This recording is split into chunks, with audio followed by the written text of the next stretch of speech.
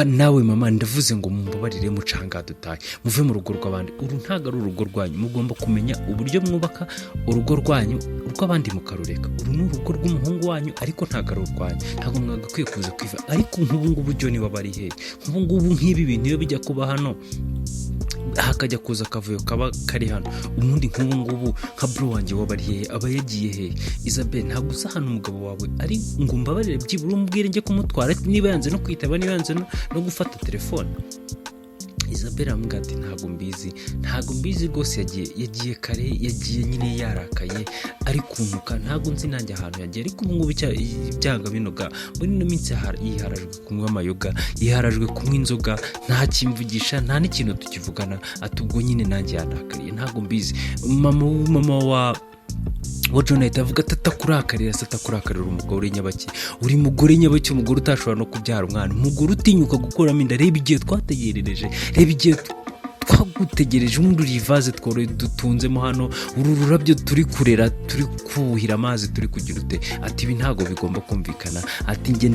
ndabisinye umwana w'umuzika ugomba gutaha umwana w'umusindo ugomba gutaha ntago byumvikana ntago ugomba gukomeza kuba muri uru rugo ntago byashoboka ubwo nyine wa muhungu yeme ahita avuga ati mumbabarire tukabanya akavuyo ariko papa nawe ntago mba numva ukuntu nyine ibi bintu nk'ibi ngibi bikora ubundi wowe uri umugabo nyabaki byibura wenda reka tuvuge mamata ashobora kuza kisaranga ariko nawe kuko nari nizeye papa urantengushye nta kintu rwose wagakwiye kuza mu rugo rw'umwana wawe ukaza guteramo akavuyo ngo umugore ngo yakuyemo inda ngo umugore ese mama reka tuvugishe ukuri cyangwa se nawe papa yaba ari wowe nkawe waje wenda nko kuba wenda inda yawe yaravuyemo ikaza kuvamo wenda kuba wagize amahirwe wenda abana bawe bakari bazima yuza kuba ari nkawe umwana wawe yavuyemo wowe uri kumva bimeze bitaka kanya none mama agahita avuga ati hoya nyine ntibyabaye ntago nagize ubwo burangare ati kandi jya unyubaha kuko ndi papa wawe nako ndi mama wawe jya unyubaha ibyo jya ubinyubahira ntukajya umvugiramo niba ndi kuvuga ntago ibingibi mbishaka no mugore agomba kuva hano agomba kugenda ntago ibingibi byumvikana imara mubwira ati mama reka nkubwire kuba waragize amahirwe wenda tukaba turiho njye na bro wanjye wenda na mushiki wacu nubwo adahari ni ubuntu wagiriwe ni amahirwe wagiriwe ntago ari uko hari icyo wakoze ushoboraga no kuba waryama ukumva iyo nda yavuyemo ushoboraga no kuba warwara ukarwara nk'indi ndwara ikomeye ukumva iyo nda yavuyemo ibyo ni ibintu bibaho muri ubu buzima rero ntabwo numva ukuntu mwagakwiye kubirenganyiriza Isabelle ntabwo numva ukuntu mwagakwiye guhita mubigira ibintu bikomeye ubwo ngubwo rero mu gihe bari guharira bari gucyocyorana gutyo ntuzafiye we yageze aho yumva ibintu birakomeye aravuga ati rero reka ngembe ngiye nyine we ntabwo ashaka kwinjira muri aferi z'umuryango ariko twabonye ko we ashobora kuba ku ruhande rumwe yaba yishimiye ko Isabelle ndetse na Jhon batandukana we yahise avuga ati reka mbe ngiye ubwo ntari bituzasubira arabasezera mu gusohoka kwe rero yaragiye mu abandi basigaramo aho ngaho tugaruka muri ka kabari wa muhungu uri kumwe na Jhon yagerageje kubwira Jhon wambabariye tugataha ati ibaze ko umugore wawe ubu ngubu ari mu rugo wenyine ibaze ko ari mu kababaro wenyine wagerageje tugataha wagerageje ukava hano nyine tugataha ugashaka ukuntu wasanga umugore wawe Jhon aravuga ati hoye ngiye nsanga irangirwa umugore ati cyama nk'ahantu ahubwo narara icyama nk'ahantu byibura nahita ndaraka kanya kuko ndi kumva nashaka gutaha ndi kumva nashaka kujya mu rugo kandi nta nubwo nsubira kiretse niba ndajya muri rogi niba ndajya muri hoteli niba ndajya mu muferege akabariho ndyama ntago mbizi kuko ibingibi ntago nabishobora ntago nakwihanganira umugore utabyara umugore utakubyarira umwana subwo ngubwo uwo ni mugore nyabaki ubusi yakumari ubusi naza reka ntago bishoboka ntago byumvikana kuko ngiyeyo n'ubundi byatuma nsirira nawe byatuma ndwana nawe ntago bikunda rero ntago biza gukunda pe ubwo ngubwo rero akiri aho ngaho yagiye kubona hari umuntu umuhamagaye aramuhamagara ahita yitaba aravuga ati se allo bimeze bite uranshaka se habaye iki noneho twumva nyine nijwi ry'umukobwa aravuga ati nyine ati nabonye mu rugo wawe bitameze neza, nabonye nyine ibintu bitameze neza. Ati si wowe umeze neza? Umugabo aravuga ati data nabe nawe byibura, nabe nawe urifuza kumenya uko meze. Ati nyamugore we ntiyanakampamagaye. Aramubwira ati se uri hehe uwo mukobwa? Jhon aramubwira ati ndi ahantu nari ndi gufata kamwe. Ati se urataha ryari? Noneho Jhon aravuga ati bazi se wambwiye nkaza nkirarire wawe. Uwo mukobwa aramubwira ati cyane rwose ubishaka nta kibazo ni ukuri. Imiryango yanjye ihora ifunguye, imiryango y'iwanjye ihora ifunguye ku bwawe, nta kibazo rwose, ahubwo niba ubishoboye wowe uhita utaha. Noneho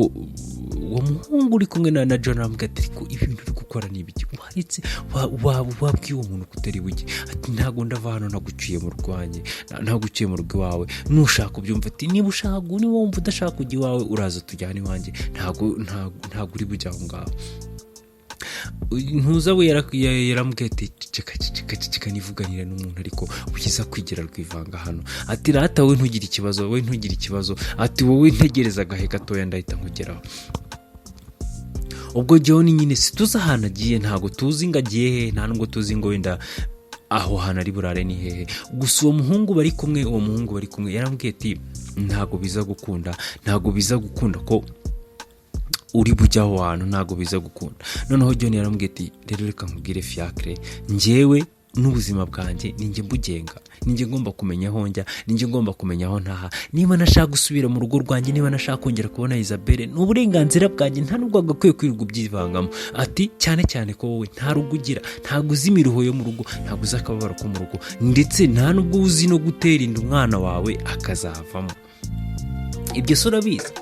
uzi imbaraga gutera inda bisaba se? uzi ubungubu ibintu nari nariforomyamo, ubu nari narihaye gahunda yuko nari narumvishe ko nyine ngiye kuba umupapa, nari narihaye ko ngiye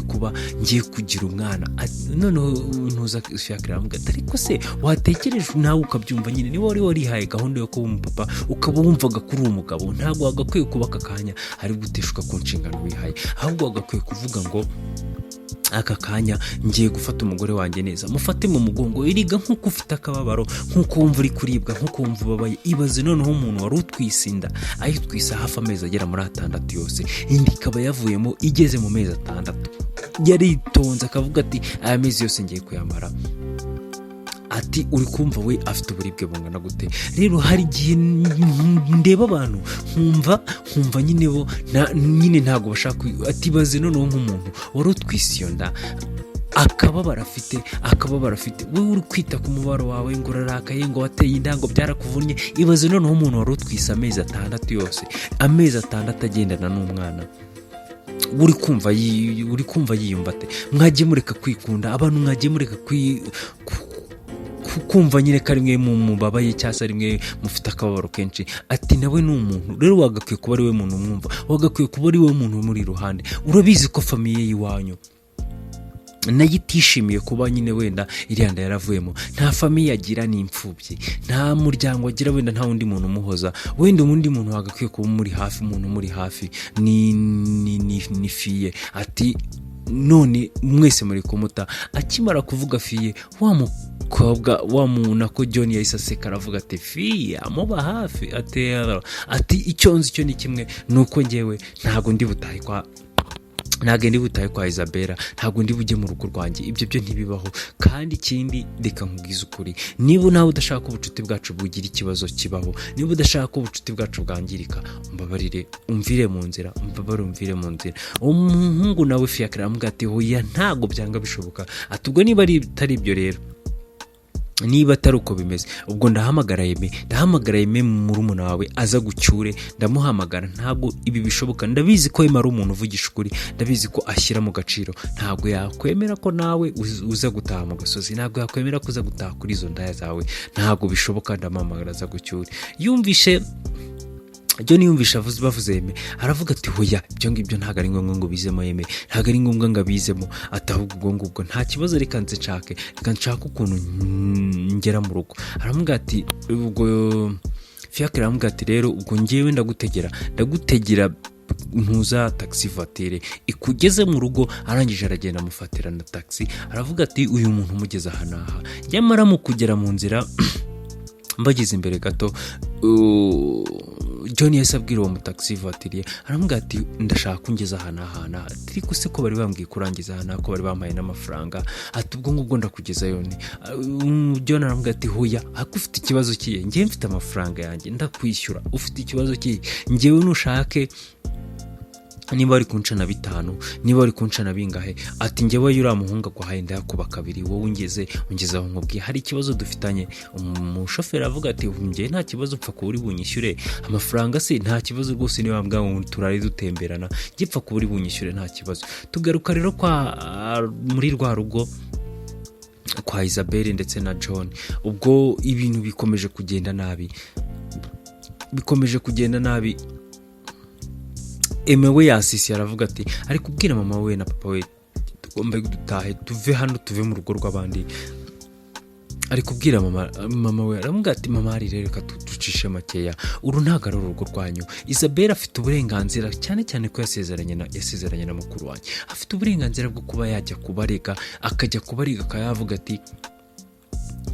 mwamutereye urugo mwamusagariye noneho mama waraseka aravuga ati ariko ntibuzihuzi kugira imikino hani mu rugo rwanjye ni mu rugo rw'umwana wanjye uyu mukobwa se yazanye iki uyu mukobwa ko yari imfubyi ko twamutoraguye tukamugirira faveri tukamuhereza uburenganzira none ngo ni mu rugo rwande aha ni mu rugo rwanjye ni mu rugo rw'umwana wanjye uno mukobwa nta kintu yazanye nta muryango yagiraga nta kitwara amufasha tumugira umuryango none reba icyo twituye ubwo rero byanga binoga ngewe hano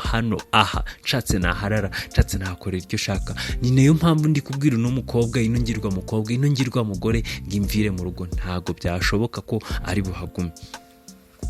mu gukomeza rero gutongana gutyo emeyo yaragiye abwira papa aramubwira ati papa rero izi nshingano ibingibi niwe ugomba kubikemura ati niyo byagenda gute nta n'ubwo Isabelle yava muri uru rugo ntabwo yaruvamo nijoro aramubwira ati rero wowe nk'umuntu w'umugabo nawe ukwiye gukontorora umugore wawe akava mukamucyura mu rugo ukamuvanamo hano mu rugo niba bikunaniye rero ubwo ngubwo uratuma mbyikorera nk'umwana kuko ngewe niba muri kugenda mukora ibi bintu nibi ntago ari kugusebya nkawe nk'umugabo nta nubwo muri guseba nta nubwo wenda muri kugira gute ahubwo muri gusebya n'abana mwabyaye yego Jhon we muri mu nzira zimwe z'amafuti ariko ngewe ntago mwansebya gutya ntago ibingibi ntago mwasebya umuryango nturukamo gutya ntago muri ababyeyi banjye tibyibura